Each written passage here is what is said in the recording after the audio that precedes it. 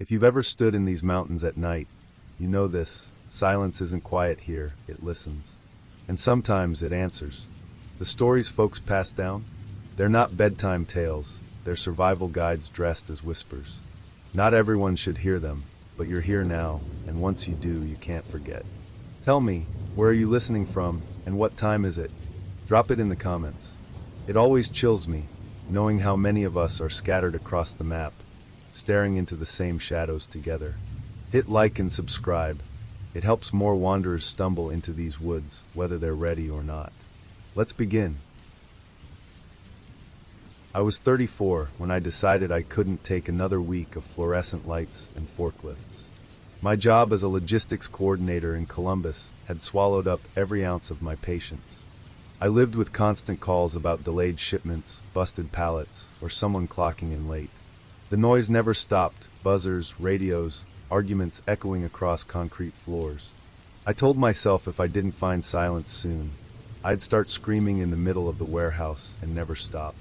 That's how I ended up on a rental site one night, scrolling until I found a cabin high on the West Virginia side of the Allegheny Plateau.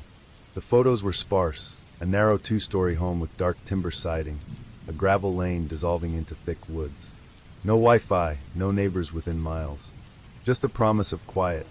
I left before dawn on a Friday, threw my duffel in the back seat, and let the miles fall away. By the time I wound into the mountains, the air had changed, denser somehow, as though sound itself didn't carry as far. The gravel road up to the house felt half forgotten. Pines pressed in, their branches knitted together so tight the sky vanished. I half expected to see road closed signs or a chain across the lane, but instead the road spat me out at a clearing just big enough for the house. It stood there like it had been waiting decades for me to arrive. The porch sagged, the windows were blank squares of glass, and the roof angled like a frown. No car, no footprints, not even bird calls above me. The silence felt deliberate.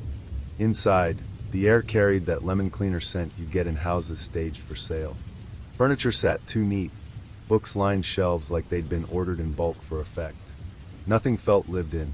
I told myself that was fine. I hadn't come for charm, only for stillness. The first night was uneventful. I reheated canned soup on the stove, fed the stray hound that appeared near the steps, and read until my eyes blurred. The woods outside were so still it felt like the world had been muted. Around 2 in the morning, as I drifted towards sleep, I thought I heard something faint. A whisper. Just 3 words.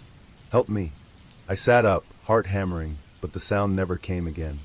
I told myself it was wind crawling through the siding, an old house settling. Still, I left the lamp burning until sunrise. The next morning I circled the property. Behind the house a trail led into the trees, but within 20 feet it vanished into briars and roots. A shed squatted to the left of the clearing, locked with a rust-scarred chain. An oily, chemical smell leaked from underneath the door. I crouched, but something in me recoiled before I could touch the lock. That night, the voice returned. This time I was sitting in the living room when I heard it seep from the wall behind me. Help me. The tone was even, neither pleading nor angry. Just rehearsed. I froze. The lamp flickered. Then came a sound above, steady footsteps across the upstairs floorboards. Slow, deliberate. I hadn't been upstairs since I dropped my duffel. I gripped the iron poker from the fireplace and climbed one creaking step at a time. My mouth was dry, every breath shallow. When I reached the landing, the hall was empty. Both bedroom doors gaped open. The closets were bare. Yet the air felt charged, like I'd stepped into a room right after someone else had left. I slept little. By dawn my forearm stung. 3 parallel scratches carved down my skin, shallow but angry. I checked the bed frame, the mattress, even my nails. Nothing explained it. Later, brushing my teeth in the upstairs bathroom, I caught movement in the mirror. A figure lingered in the hallway behind me. Tall, narrow shoulders, head hidden by something that looked carved from wood. A mask, dark and polished, slits where eyes should be. My stomach dropped. I spun around, but the hall was empty. The silence that followed felt smug, like whatever it was had enjoyed the reaction. I told myself I'd leave at sunrise. Just hold out one more night. I packed my bag, kept the fire poker close, and left every light burning. But around 3 in the morning the house betrayed me. The footsteps began upstairs, slower this time, like a deliberate performance. Then the voice, not a whisper now, but deep, clear, vibrating through the walls. 37. The number punched cold through my chest. 37 what? Seconds? Steps? Victims? My skin prickled as the sound grew closer, descending the stairs. And then I saw it. The figure came into view not with the clumsy weight of a person, but with a gliding, unnatural tilt, head cocked, wooden mask gleaming in the lamplight. Its arms hung too long, fingers twitching like they'd forgotten how to be hands.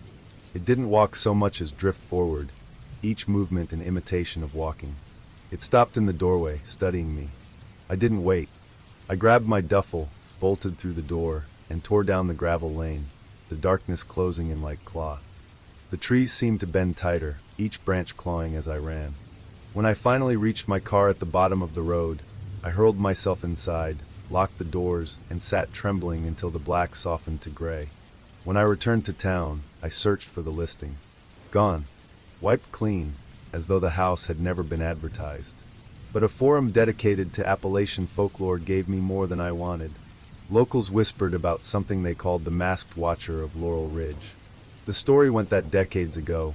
A man had carved wooden masks and held rituals in a secluded cabin, claiming he'd been promised a gift of silence everlasting, if he offered enough blood to fill the woods. He kept count of his victims by carving numbers into beams of the house. The police raided once, found bodies, found masks, but they claimed the records of how many were killed were lost in a fire. Rumors said the number was never complete, that the last mark was always unfinished. The post ended with a line that hasn't left me since. When the Watcher finds you, he doesn't beg. He counts. I shut my laptop, heart pounding. I wanted to dismiss it as nonsense. But when I unpacked my duffel later that evening, I froze. Carved into the wooden handle of the fire poker I had brought home, faint but unmistakable, was a new mark. A crude line gouged into the grain, one more than had been there before. I was 32 when I finally gave in and agreed to spend a week at my uncle's place in the Monongahela Highlands of West Virginia. He'd been after me for years, saying city living had spoiled me, that I needed to remember what silence sounds like. I worked as a claims adjuster in Charleston, which meant my life was a blur of ringing phones, accident reports, and clients lying through their teeth. The idea of a break in the woods sounded better than another week of paperwork, so when he offered me the spare room in the old family house, I took it. The drive out there felt like a slow unraveling of civilization. The highway shrank to 2 lanes, then to cracked pavement curling along cliffs, then finally to a gravel track that looked more like a dried creek bed. The woods closed in so tightly on either side that my headlights seemed swallowed whole. When I pulled up to the house, it looked less like a home and more like something the mountain had coughed up. 2 stories tall, built of dark, sagging timber, its roof dipped like a broken spine. Inside was worse. The air smelled of old stone and smoke. Strange hand-woven tapestries sagged against the walls, their colors faded to bruise-like stains. The staircase leaned to one side, and every door seemed a little too narrow, as if the place had been made for people slightly thinner, slightly taller than anyone alive today. My uncle was away that week with my aunt, visiting her sister. It would just be me and my cousin Clara, who had agreed to show me around. She was a few years younger, dark-haired, with a way of speaking that always seemed half-hesitant, like she was never sure how much she ought to say. That first night, as we sat in the dim kitchen with the oil lamp flickering, she told me flat out, "If you hear him walking, don't go upstairs. Just wait until morning." I laughed, assuming she was trying to get under my skin. But she didn't smile. "You'll know what I mean," she said, and then changed the subject. The first day passed quietly. Clara showed me the town, if you could call it that. A cluster of sagging houses, a store that sold bait and beer, and a church whose bell tower leaned so badly it looked ready to collapse. Everyone seemed watchful. People nodded politely, but their eyes followed me too long, as though I was trespassing in a place that didn't belong to outsiders. Back at the house, the air pressed heavy. Even in daylight, the rooms were shadowed. I walked through each one, telling myself it was just old wood shifting, just drafts sneaking through cracked sills. But by dusk, when I stretched out on the living room couch, the unease set in. It started with a sound above me. 2 slow, deliberate steps. Pause. Then 2 more. I froze, listening. The boards creaked like weight pressing into them, like someone pacing back and forth across the upstairs hallway. I waited for Clara to say something, to come downstairs, but she never appeared. After a minute, the footsteps stopped. The silence that followed felt too deliberate, like someone holding their breath right outside my hearing. The next morning, I asked Clara outright, "You were up late last night?" She looked at me too quickly. "I don't go up there after dark." I pressed, but she wouldn't say more. She only muttered something about the watcher, and left it at that. The second night it came again. This time heavier. The pacing started soon after midnight. Step. Step. Pause. Step. I couldn't take it. Grabbing the oil lamp, I crept up the leaning stairs. The hallway stretched long and crooked. Both bedrooms were empty. The closets bare. But the air was thick with a smell like damp earth. As I stood there, the floor shuddered once under my feet, as though something massive had stepped just out of sight. I bolted back down before I could think better of it. Clara found me the next morning nursing coffee with shaking hands. "You went up, didn't you?" she asked quietly. I admitted it. "You shouldn't," she said. "That's his part of the house." I wanted to laugh, but the words caught in my throat. Later that day, we found the tracks. We were sitting near the garden when Clara pointed at the soft dirt just beyond the fence. Impressions pressed deep into the soil. Barefoot. Huge. Too wide for any man. The prints trailed from the treeline directly toward the back steps and stopped. No prints leaving. Just gone. My mouth went dry. "Bear," I offered weakly. She shook her head. "He doesn't leave the way he comes." That night, none of us wanted to go inside, so we sat around the fire pit until the logs had burned down to coals. That's when I saw them, pale figures shifting along the edge of the trees. Not walking naturally, but stiff, like marionettes pulled on invisible strings. Their faces blurred by distance, their movements stilted and wrong. One turned. I'll never forget it. A face pale as bone, eyes black as coal seams, wide open but unblinking. I whispered, "Clara, do you see?" She cut me off. "Don't speak to them." The figures melted into the woods, gone as quickly as they appeared. We didn't sleep that night. The next day, Clara admitted she'd seen them since she was a child. "They come when the moon's high," she said. "They follow those who notice." The old folks called them the shadowlings. My father used to say they were the ones the mountain never let go of. We should have left, but instead we pressed deeper. Curiosity is its own kind of sickness. A mile into the trees, half hidden by vines, we found the shack. A single room, its boards black with rot. Inside, the air was damp and rank. Strange symbols gouged into the walls, jagged spirals, crooked stick figures with too many arms. In the center sat a stone altar, crusted with wax and something darker. A stain that looked too red, too fresh. The air shifted colder, heavy enough to press my chest tight. And then a whisper. Not in my ear, but inside my head, like breath moving under my skull. "You see me now." We fled. I don't even remember the run back to the house, only the sound of branches cracking behind us as though something enormous gave chase. That night, the footsteps were louder than ever. The pacing shook dust from the rafters. I locked my door, but it didn't matter. Around 3 a.m., the boards outside my room groaned. A weight leaned close. A whisper seeped through the cracks. 39. I couldn't move. Couldn't breathe. The voice was flat, calm, as if keeping count. I left before dawn. Clara didn't try to stop me. She only said, "If he started counting you, don't come back."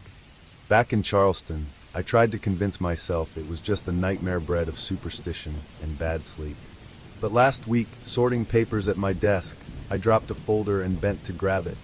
On the underside of the drawer, scratched faintly into the wood, was a crude mark. Not a word, not a name, just a number. 39. I was 35 the autumn it happened, and if I'd had any sense, I would have turned down the job. But I'd been scraping by doing land appraisals for mid-tier developers who wanted cheap mountain plots, and money was money. I wasn't some hardened explorer. I was an pest control tech who'd burned out after a decade of crawling through attics and basements, and I stumbled into surveying because it was one of the few things I could do alone. I didn't like bosses breathing down my neck or phones buzzing every 5 minutes. Out there with a backpack, some measuring gear, and the sound of wind in the trees, I could almost forget people existed. This job sent me into the border country between Virginia and Kentucky, where the ridges grow so tight they feel like walls closing in. The developer never showed his face. I dealt with his assistant over email, who sent me laughably outdated parcel maps. I was supposed to mark boundaries and take photos to prove whether several pieces of land could be consolidated into something useful, a future eco-cabin resort, the kind of brochure nonsense investors drool over. By the time I rolled into the only nearby town, a place called Larkspur Hollow, it was already pushing late afternoon. The whole town looked like a movie set that hadn't been used in years. The store was half boarded up, the diner's windows were dusty, and the handful of people I saw on the sidewalks turned their heads to follow my car a little too long. I had a place to stay, a cabin loaned to me by a friend of a friend, tucked into the hills. One room, sagging roof, a solar battery that barely held a charge. No plumbing, just an outhouse. I didn't care. I only needed a bed and 4 walls to collapse into after a day of work. When I parked, the sun was already lowering, but I figured I had enough light left to scout the southern line. There was a thin trail leading off from the clearing. It looked more like a deer run than a real path, but I've walked worse. The woods here weren't friendly. Dense maples and oaks tangled overhead, their branches knitting into a canopy that swallowed light. The air smelled damp, like wet stone and leaf rot. Halfway up the slope, I heard it. Not an animal. Not the wind. Voices. They carried faintly through the trees, slow and rhythmic, like chanting. Not joyful like singing around a fire, but something deliberate, syllables drawn out. My first thought was that maybe locals were gathering. I've stumbled on bluegrass circles or prayer groups before. It didn't alarm me, but the tone made my skin prickle. It was too steady, too old, like words spoken for so long they'd lost their meaning and hardened into sound. I moved slower, careful where I stepped. After another 10 minutes, the trees opened into a clearing. I dropped low behind a fallen log slick with moss. From there, I could see everything. The clearing had been prepared. The ground swept bare of leaves. 10 flat stones arranged in a perfect ring around a pit. Not a fire pit, but something deeper, darker. Around it stood people. 20, maybe more. At first they looked normal, flannel, jeans, boots. A couple in baseball caps. But then I saw their faces. White streaks smeared across their skin, thick excess painted over their mouths and foreheads. Each line was uneven, like applied by hand, 2 fingers dragged through chalk or ash. In the center was a woman on her knees, barefoot, hands bound behind her, a stained red cloth tied around her head. She trembled, shoulders jerking with each breath. The group's chanting rose and fell in rhythm, words I couldn't place. Not Latin, not anything I'd ever heard. My chest tightened, but I couldn't look away. Then a man stepped forward, older, bare-chested, a denim vest hanging from his shoulders. His scalp gleamed bald, gray stubble rough on his jaw. He held a blade, long, curved like a sickle, polished bright even in the dimming light. He raised it slowly overhead, and as he did, the others dropped to their knees one by one. The chanting died. The air felt vacuumed empty. Even the crickets had gone silent. He bent, pulled the cloth from the woman's head. Her face was pale, slick with sweat. Her mouth moved, forming words, but no sound came out. Her eyes darted wildly, not pleading, but searching, like she was looking for something she couldn't find. He rested the blade gently against her cheek. Not cutting, just marking, measuring. I shifted my weight. I didn't mean to. My boot pressed a twig. The snap, tiny as it was, cracked like a gunshot in the silence. Every head turned at once. 20 faces and the woman's, all staring directly into the tree-line. I ducked, pressing flat to the dirt, my heart slamming so loud it drowned everything. Leaves rustled. Boots pounded. They were moving. Fast. Circling. One figure passed 10 feet from where I lay. I could see the scuffed leather of his boot through the ferns. I held my breath, biting my tongue.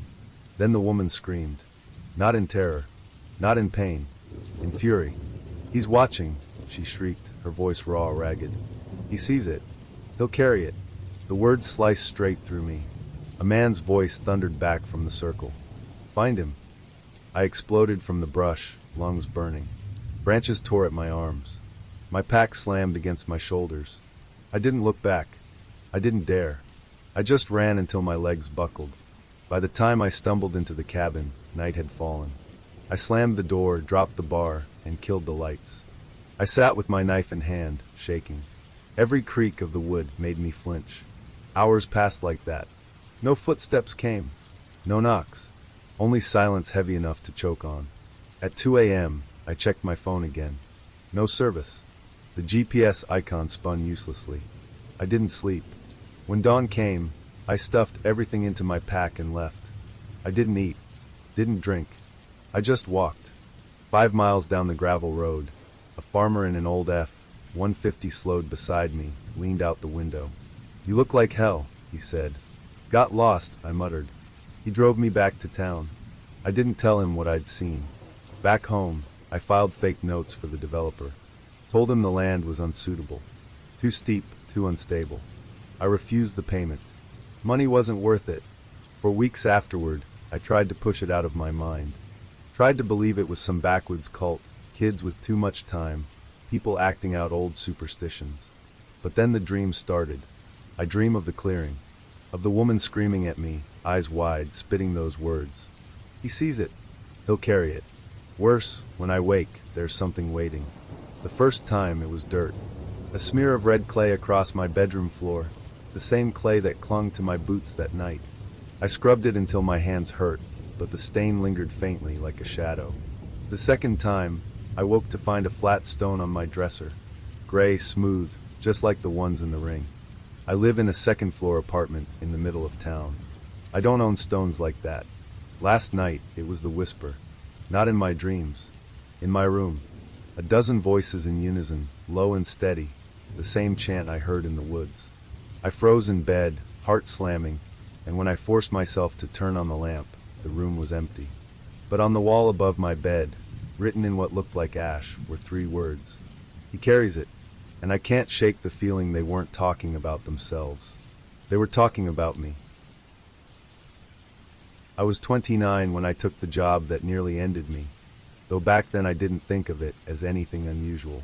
I worked as an independent home inspector in eastern Kentucky, mostly covering forgotten mining towns where people were desperate to unload family land. It wasn't glamorous work, but it kept me out of office politics, and the checks cleared. I'd gotten used to strange properties, homes with tree roots splitting foundations, shacks filled wall to wall with jars of cloudy liquid, basements that smelled like 100 cats had died in them. So when the request came in for a basic structural review of a house outside of Pike County, I didn't think twice. The request didn't come through my usual site. It came in the mail. A plain envelope, no return address, no phone number. Just a slip of paper with a name I didn't recognize, E. Cranmer, and an address scrawled in messy block letters. Taped to it was a $50 bill. That should have been my first red flag. Driving there, my GPS cut out 15 minutes from the destination, and the road twisted into one of those hollow tracks that only locals use. No signs, no street names. Just clay, gravel, and tree trunks pressing closer like ribs closing over a spine. The paper directions mentioned landmarks, a rusted cattle guard, a scarred sycamore, a washed-out culvert. I kept thinking I had made a wrong turn until the gate appeared. It was barely standing.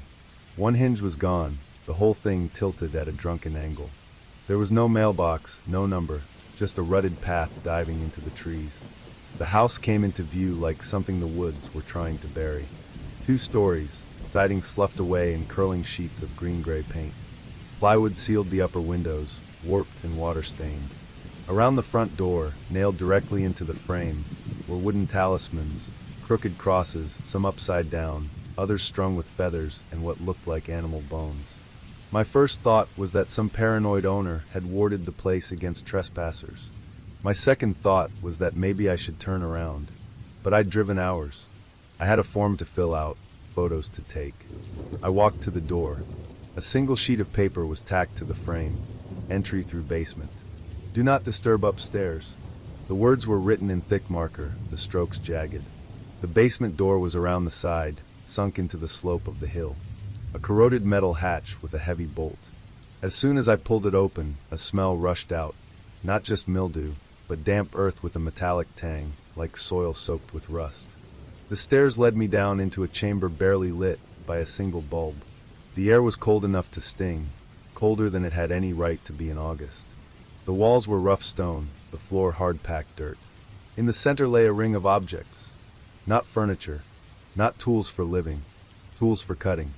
Hand saws, hooked blades, hammers, chisels, every one of them rust-bitten but arranged with care in a circle, their handles pointing outward. Inside that ring were bundles of burlap tied shut with twine, and in the far corner, a wide pit had been dug. Shallow but 6 feet across, the bottom lined with cloth dolls. They weren't store-bought. Each one was crudely stitched, button eyes hanging loose, yarn hair matted. Some had been burned. Others hacked open, their insides spilling sawdust. And every single one faced inward, as if watching something invisible at the pit's center. I whispered, "Hello." The word bounced off stone too sharply, like the room didn't have enough air to absorb it. And then, upstairs, the singing began. A woman's voice, high and thin, like glass vibrating. The notes slid together wrong, not forming a melody so much as a spiral of sound. Too many vowels stretched too long. It wasn't English. It wasn't any hymn I knew. But it had rhythm, like a lullaby turned inside out. The voice moved, room to room above me, drifting across the ceiling. I pressed closer to the wall, holding my breath. Then silence, until a whisper hissed directly behind me. "You came for the holes." I spun. A section of the ceiling gave way with a brittle crack. Something dropped through. A man, or what had been one. His chest and arms were covered in carved symbols, some scarred over, others raw and seeping. His face was smeared with black ash. His eyes were pinpricks in a sea of red. He smiled without blinking, teeth too white against the dark stain of his mouth. Then more followed. They didn't climb down. They fell, landing without sound, as if gravity bent differently for them. 2 wore burlap sacks over their heads. One carried a candle, wax bleeding down his wrist. Another held a bow saw, its teeth slick with something brown. They began to circle me. Slow, deliberate. Their feet left no sound on the dirt.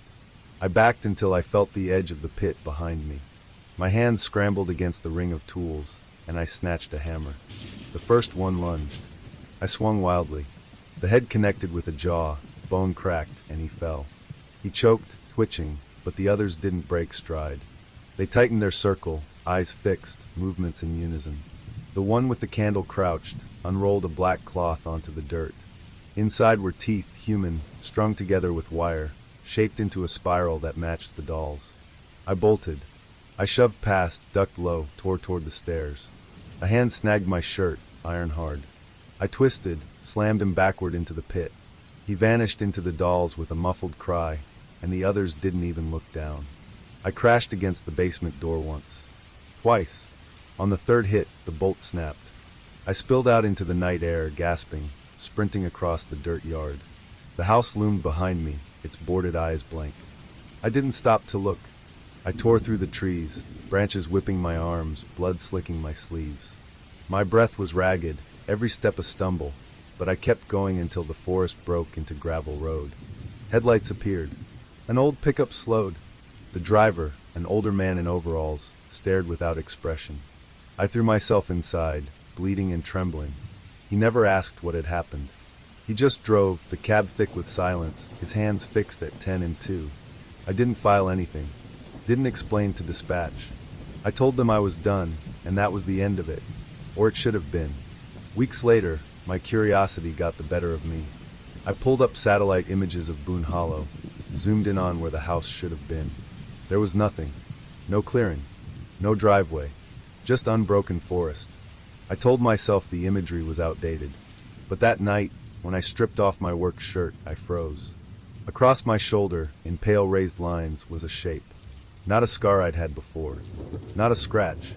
It was a spiral. The same pattern as the dolls. I was 34 when I decided to leave Asheville behind for a few days and clear my head. I'd been working 12-hour shifts as a paramedic, and the constant sirens, the burn of diesel, and the sight of too many faces right before they slipped away. It was grinding me down. I told myself I needed quiet, but in truth I was running. Running from memories, from mistakes, and maybe from myself. The excuse came in the form of a letter, of all things. Nobody writes letters anymore, but this one was from my cousin Henry. His penmanship hadn't improved since we were kids, all jagged angles and impatient slashes across the paper. He claimed he'd settled in a place called Willow's Crown, tucked deep in the Unaka Mountains on the Tennessee side, and he wanted me to visit. Said I'd find what I'd lost. That was his phrase. Find what I'd lost. Henry had always been a strange one. He'd vanished from family gatherings years ago, drifted into odd jobs and backwoods living. I figured he'd become one of those hermits you hear about on the news every decade or so, the kind who grow their own tobacco and keep goats for company. The letter was dated 3 weeks before it reached me, probably bounced between post offices that still used rotary phones. On impulse, I stuffed a few changes of clothes in a duffel, tossed my EMT jacket in the back seat, and started driving north. I didn't tell my co-workers where I was going. I didn't tell my mother either. Somehow, it felt like if I explained it out loud, I'd lose my nerve. The last town before the trail into Willow's Crown was Greenville. I stopped at a gas station that looked like it had been trapped in amber since 1989. The vending machine out front was gutted, its glass panel clouded from years of dust. Inside, the humming coolers were half empty, rows of off-brand soda lined up like forgotten soldiers. The clerk behind the counter, a man with skin like dried parchment and cataract-fogged eyes, watched me too long when I asked about the road to Willow's Crown. "You don't want that," he muttered finally, like he was telling me I had spinach in my teeth. I tried to laugh it off. "Just visiting family." He shook his head and whispered, "Family don't mean safe, son," before he retreated into the back room. I paid for gas and jerky, unsettled, but chalked it up to rural weirdness. The paved road thinned into gravel within 15 minutes. The forest pressed close, like it was reclaiming the track one route at a time. My GPS froze, then blinked out completely. The radio fizzled to static. For a while, it was just me, the crunch of tires, and the occasional flicker of movement in the trees, too fast and pale to be deer. By the time I reached Henry's clearing, dusk had settled in. His cabin looked crooked, as though the earth itself had tilted and the house hadn't caught up yet. The roof sagged in the middle, and the porch leaned like a tired drunk. A deer skull, bleached and cracked, hung above the door. The sight made my throat tighten. Henry came out grinning, his beard wilder than I remembered and his shoulders thinner. He hugged me hard, like I'd just stepped out of a time machine. His eyes darted too much, though, like he was tracking something behind me. "You made it," he said, breath warm with the bite of moonshine. "Knew you would." That first night, he cooked meat over the fire that tasted too stringy and bitter to be venison. He didn't say what it was, and I didn't ask. As the flames burned low, others began to arrive. They didn't knock. They didn't speak at first. Just appeared, one by one, slipping from the tree line like moths drawn to light. There were 9 of them, men and women, all with that same restless brightness in their eyes. They sat in a circle, passing around a clay jug. The smell that wafted from it was wrong, sharp and rotten, like gasoline mixed with spoiled fruit.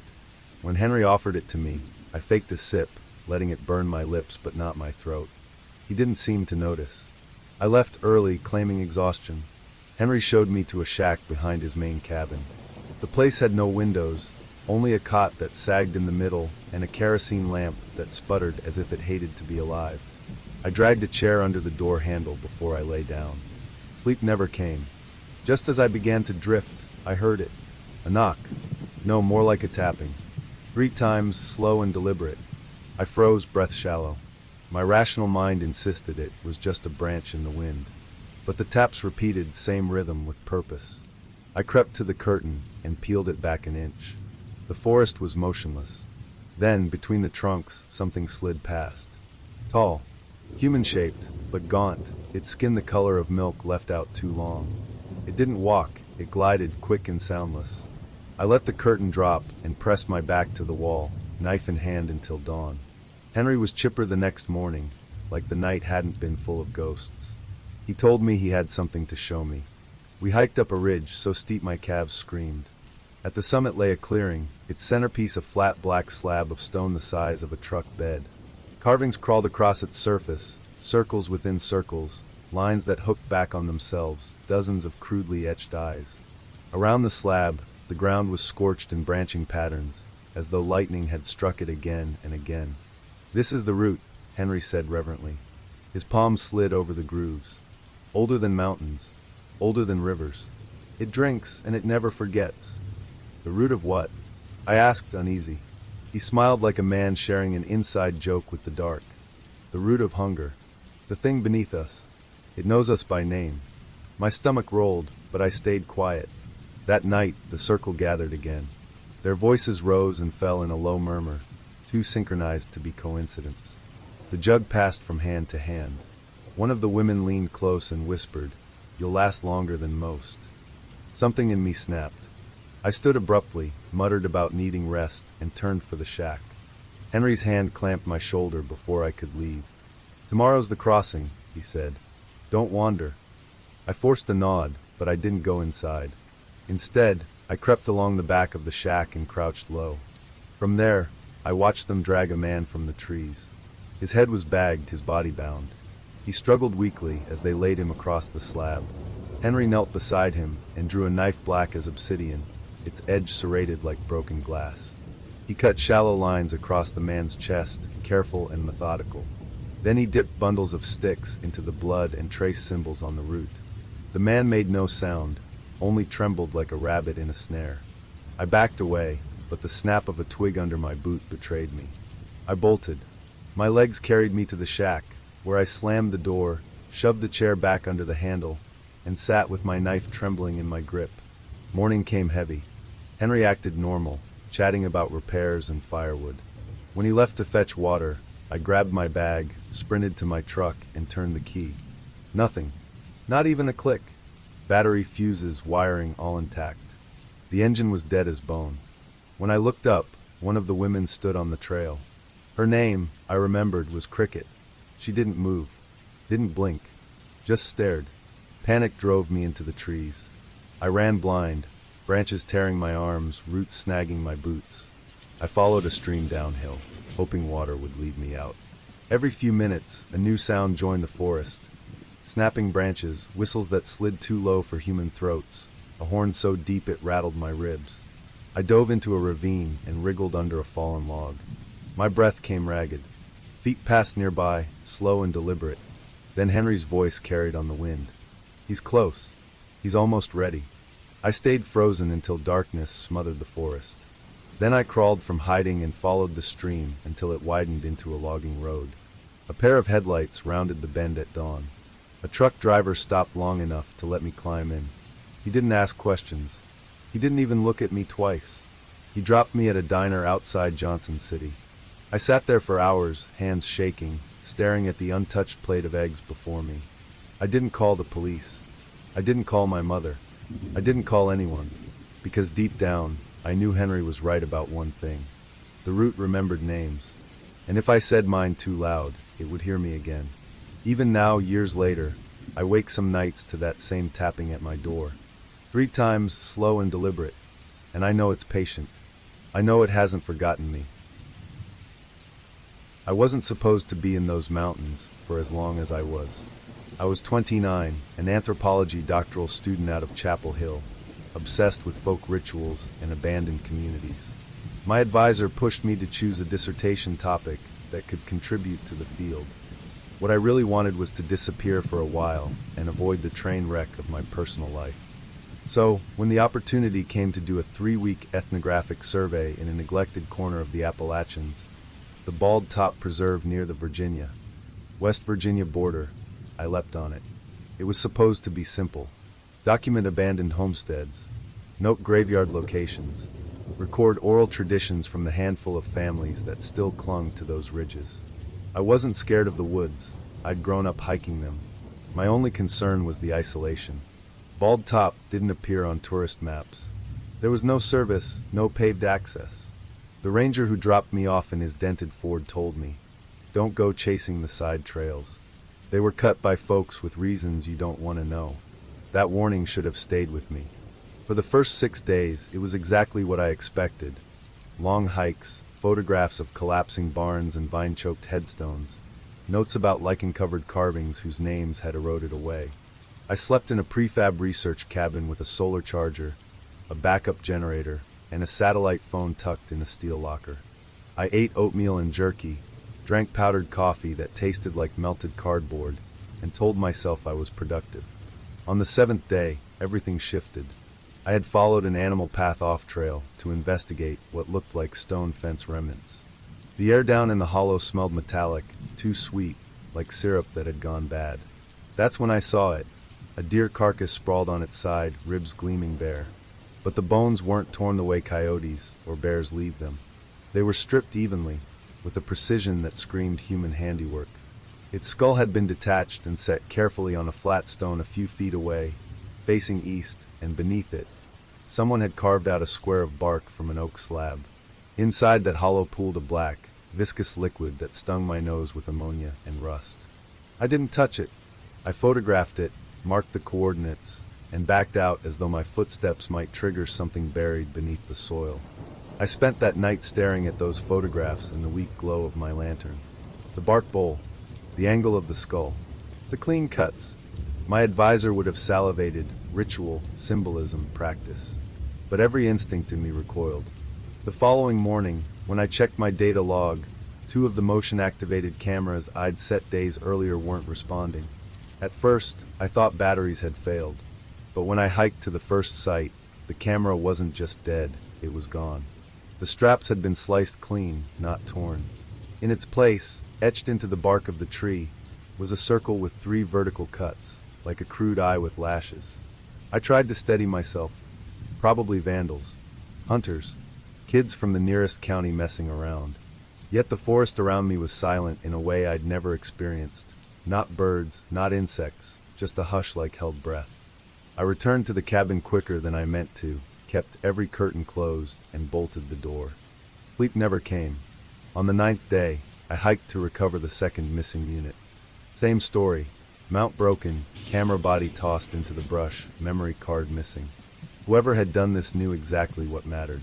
That night, brushing my teeth over the cracked enamel sink, I froze. Voices drifted through the trees. A man's voice, low and drawn out, answered by a woman's, repeating in strange, syncopated rhythm. I killed the lantern and crouched by the window for nearly an hour. The voices moved, faded, returned, then slipped away entirely.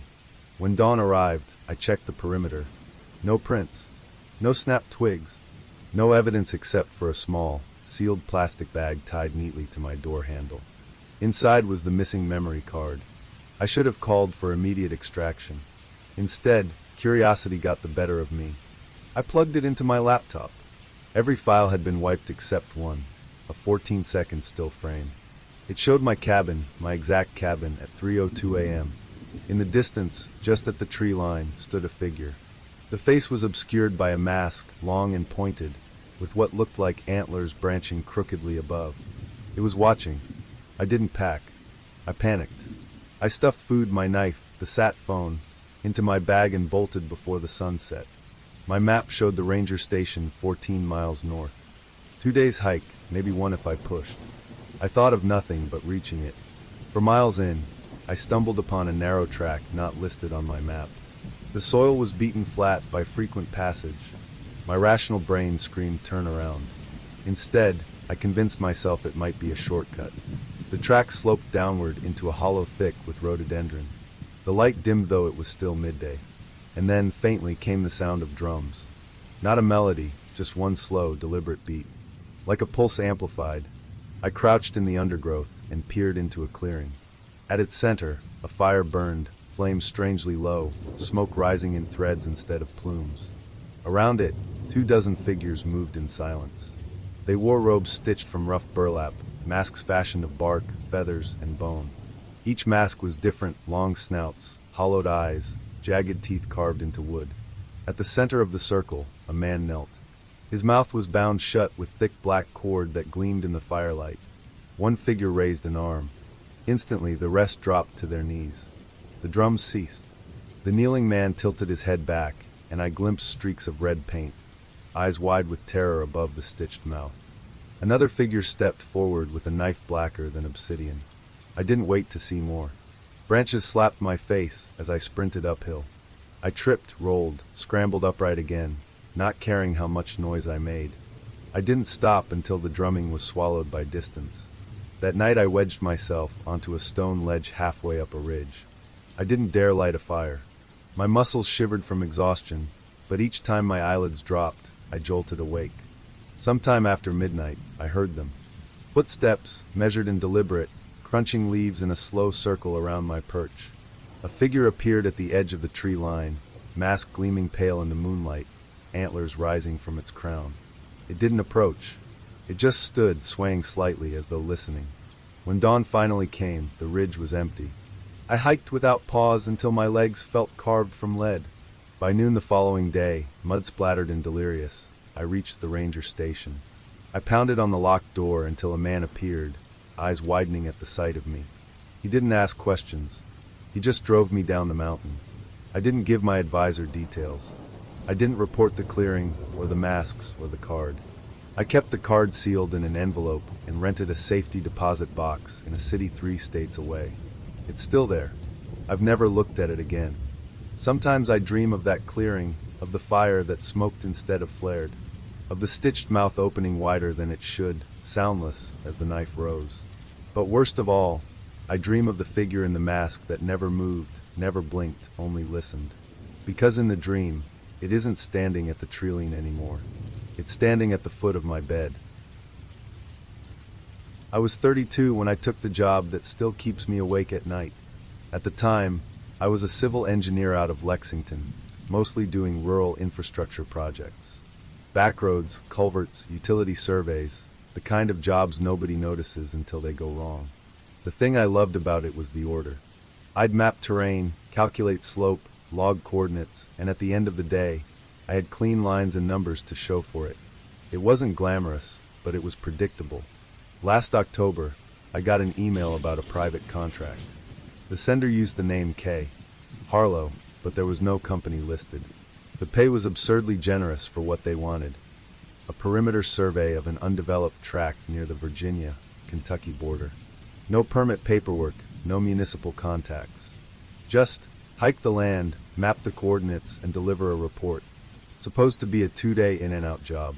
I should have ignored it, but my car was breaking down, my student loans were circling like wolves, and October in Appalachia has always felt like a place I belonged, quiet, misty mornings, air like wet stone. I told myself it was just another survey. The drive out was uneventful until the last 10 miles. The paved road turned gravel, then gravel turned to rutted mud. I parked my truck near a rusted gate and hiked in. My GPS unit blinked alive, and I followed the coordinates deeper into the hills. The woods there were different than others I'd worked. Denser. Hemlocks crowding so close together they knitted the sky into patches. About 4 miles in, I came across something my maps didn't show. A narrow track, not a game trail but a true footpath. It curved too neatly, sloped too evenly, like it had been laid out with intent. My coordinates pointed straight through it, so I followed. The trees thinned into a hollow, and that's when I saw the stones. 10 of them, each about shoulder height, arranged in a ring maybe 20 feet across. They weren't quarried or cut clean. They were raw slabs, their surfaces carved with jagged spirals and hooks that seemed hacked in with hand tools. Some symbols looked weather-worn, others so sharp they could have been scratched yesterday. Fake stone circles aren't uncommon. Art projects, old pranks. But there were no beer cans, no graffiti, no footprints. The clearing was too clean. On the backside of one stone, I noticed fresh grooves. 3 letters carved in a staggered hand. ALD, not initials. A name. I snapped photos, pinned the location, and moved on. Another mile in, I made camp. Simple tarp, stove, ration pack. I chewed jerky until my jaw hurt, but I couldn't stop replaying those carvings in my head. Around midnight, footsteps woke me. Soft, uneven, like bare feet sliding across leaves. My headlamp stayed off. The sound circled me for an hour. Sometimes close enough I swore I could hear breath. Then silence. At dawn, I searched the ground. No boot prints. No shoe treads. Just faintly, where a bare heel had pressed into damp earth. Inside my tent, scrawled in soot across the nylon just above where I'd slept, was a spiral, identical to the ones on the stones. I didn't eat breakfast. I packed and started back. That's when the woods betrayed me. The trail I'd walked the day before wasn't the same. Landmarks were wrong. Trees I remembered had vanished. A stump I'd stepped over yesterday was there, but turned 90 degrees, as if someone had rotated it in the night. My GPS claimed I was a mile west of my own plotted track. I'd mapped terrain like this my whole career. There was no reason for it not to line up. Then I smelled smoke. I followed without thinking, desperate for another human being. The trees opened into a wider clearing I hadn't seen before. At its center stood a cabin, its logs blackened with age, tin roof sagging with rust. No power lines, no chimney smoke, but the door was ajar. Inside was wrong. Too clean. No dust. No cobwebs. Just a wooden table, 3 chairs, a cast iron stove. The walls were lined with shelves, floor to ceiling, and on every shelf were glass jars. Identical shape, identical size. Each one filled with something dark and cloudy, and labeled in the same red ink. But the labels didn't list contents. Just dates. Dozens of them. Hundreds. Spanning decades.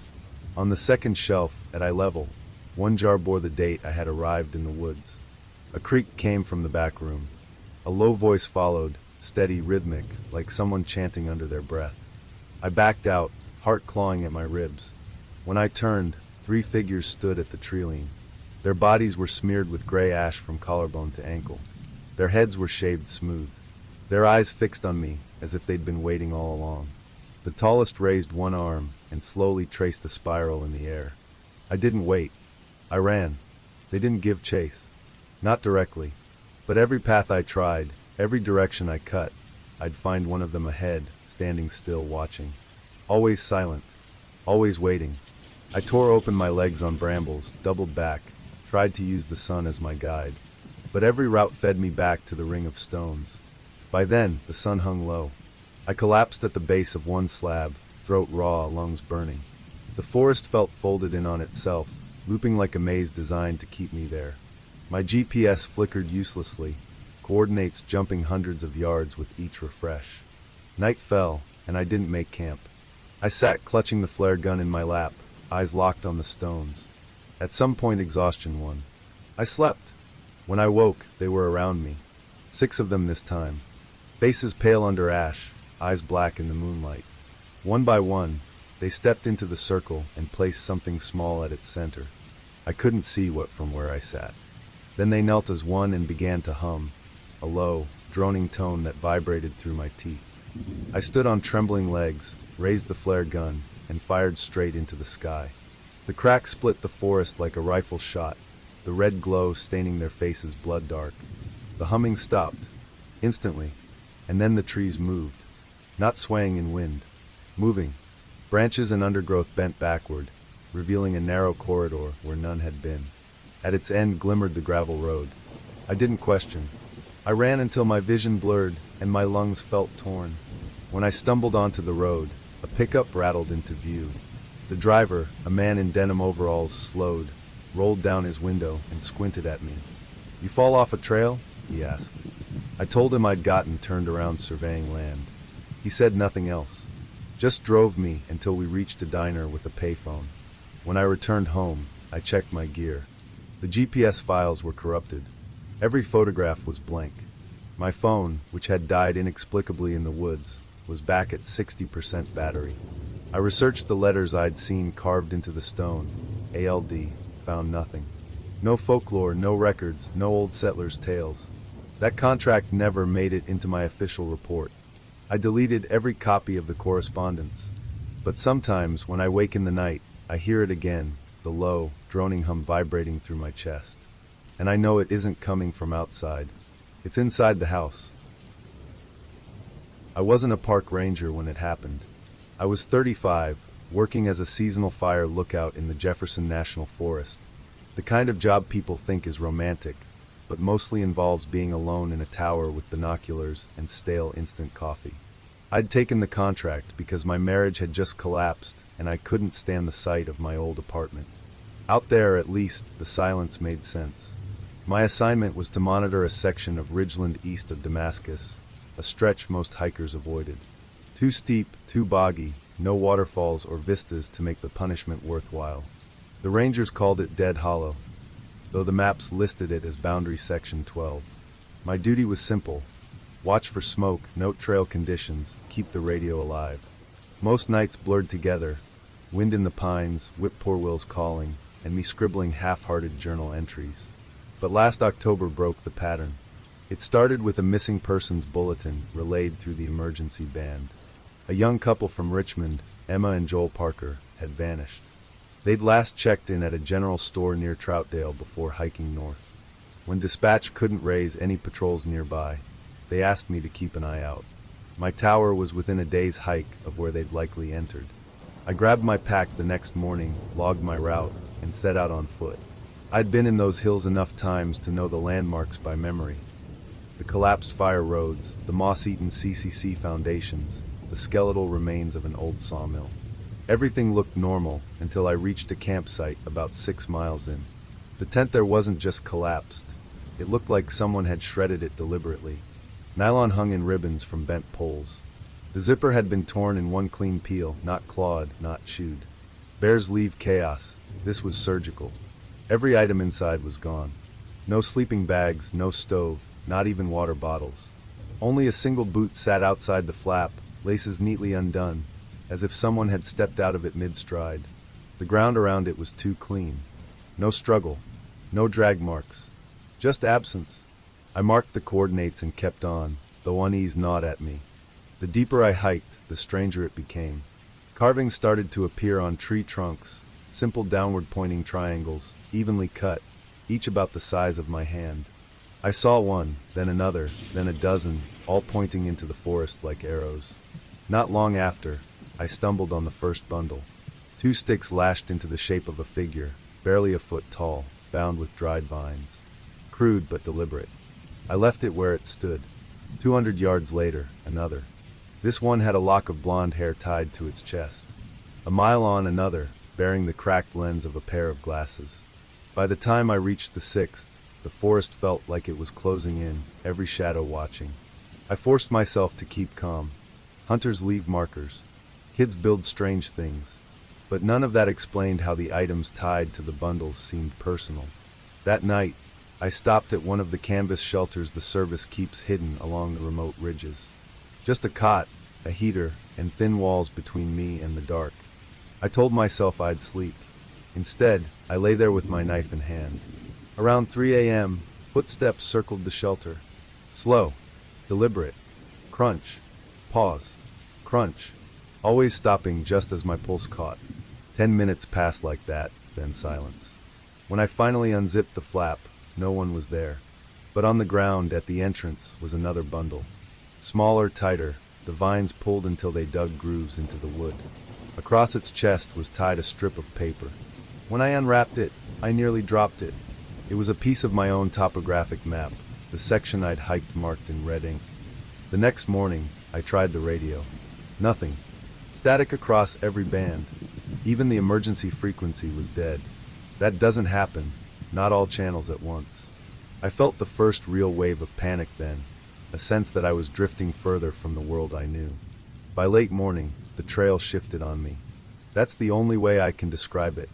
I came around a bend and stepped into a clearing I swear had never existed before. Flat, wide, too symmetrical to be natural. At its center stood a group of figures. The missing couple was among them. Emma and Joel stood side by side, unclothed, their backs to me. Their skin was pale in the weak light, their arms limp at their sides. Around them stood at least a dozen more, men and women of different ages, all facing the same direction. None moved. None spoke. Their eyes, when I edged closer, were open but vacant, painted over like dolls. I whispered their names. No response. Then, from the middle of the group, a voice spoke. "You're ahead of time." No lips moved. No faces turned. The voice was deep, calm, and certain, like it had been waiting specifically for me. My body broke before my brain did. I ran. Branches whipped my face. My pack slammed against my ribs. I didn't look back until I crashed into something low-strung across the trail. Wire maybe, or netting.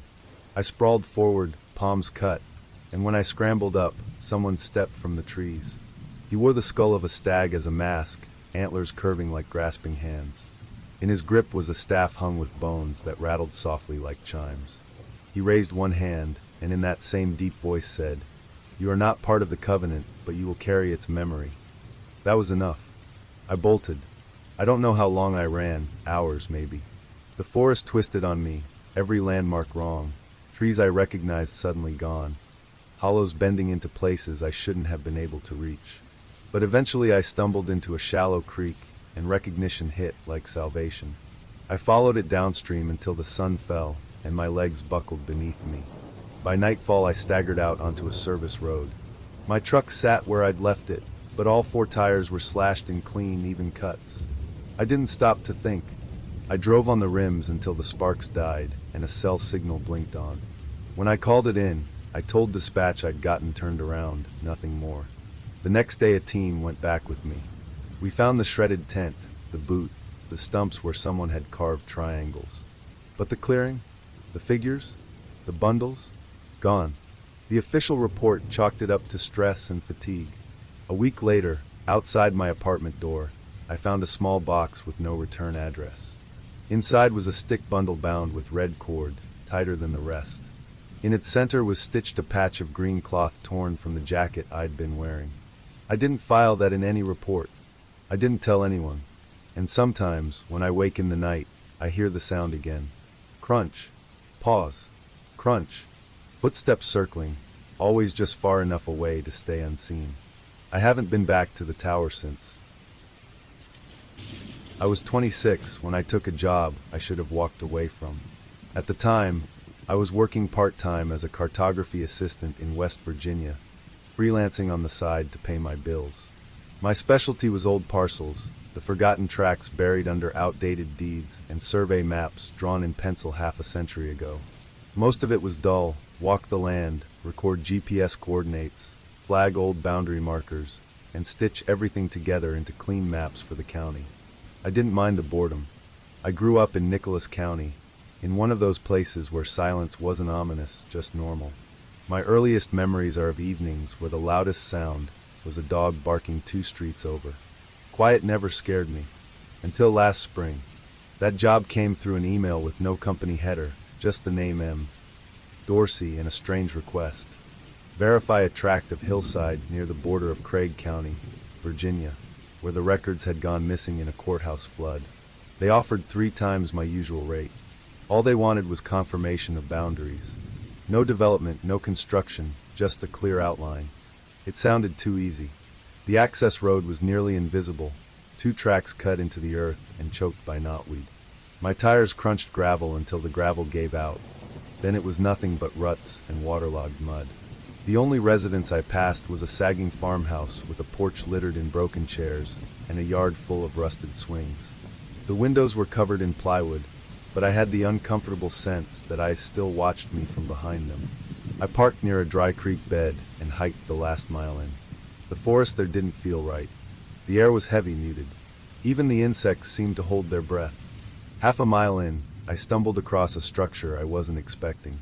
It looked like the remains of an old settlement. Low stone walls, half-buried foundations, and timbers blackened by fire. But unlike the countless abandoned coal camps I'd mapped before, this one still had shape. A ring of rocks enclosed a fire pit, and tucked into the slope behind it was a narrow stairwell vanishing into the ground. It wasn't boarded. No cover. Just steps leading into shadow. I had enough sense not to go down. I snapped photos, dropped a GPS pin, and told myself I'd leave that for someone braver, or dumber. I turned to head back toward my truck, but froze.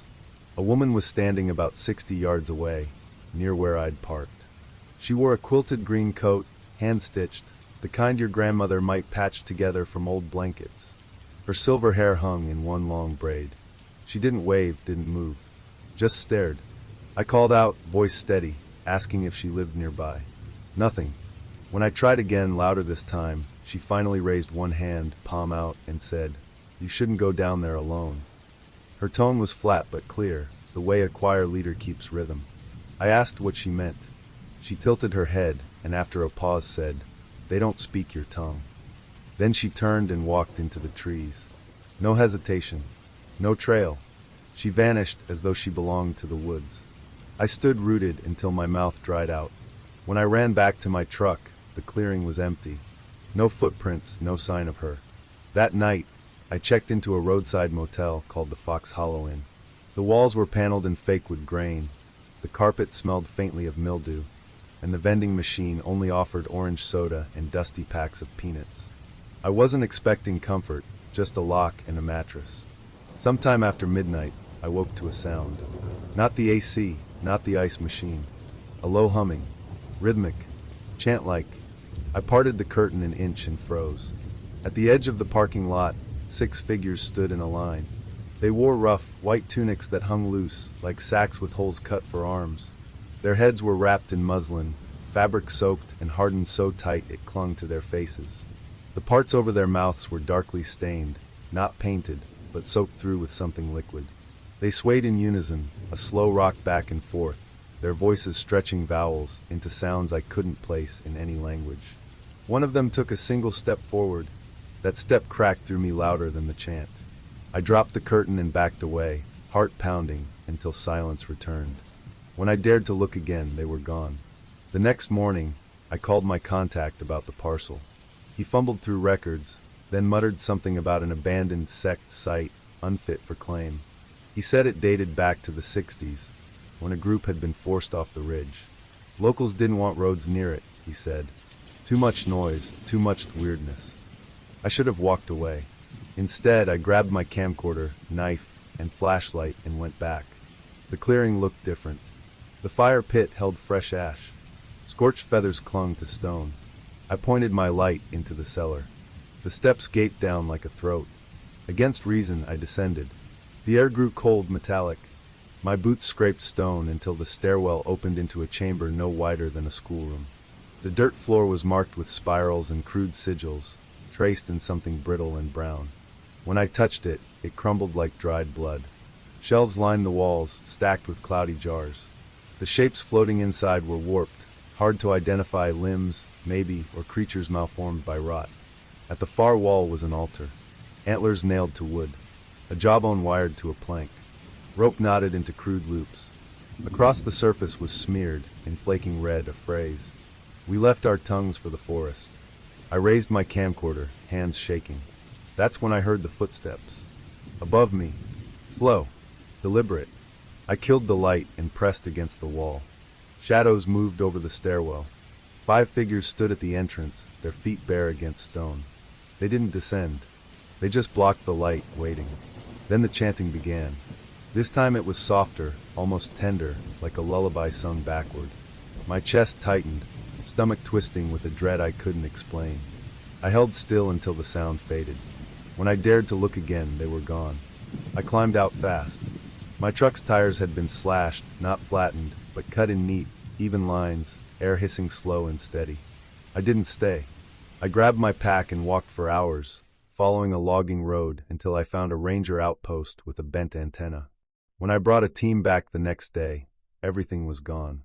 The pit had been filled with fresh soil. The fire ring dismantled. No cellar. No altar. Just unbroken earth and weeds. The camcorder files were corrupted.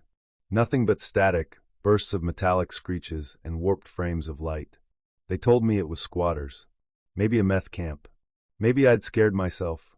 I quit the job within the week. 2 weeks later, I came home from a late shift at the grocery store and found something wedged in my doorframe. A folded scrap of paper. Inside was a spiral drawn in dark ink, identical to the marks on the cellar floor. Beneath it, in neat cursive, was one line.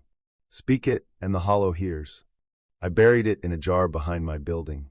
I haven't repeated the sound I heard in that motel parking lot. Not once. But sometimes, when I dream, my jaw aches as if something's been pulling my tongue.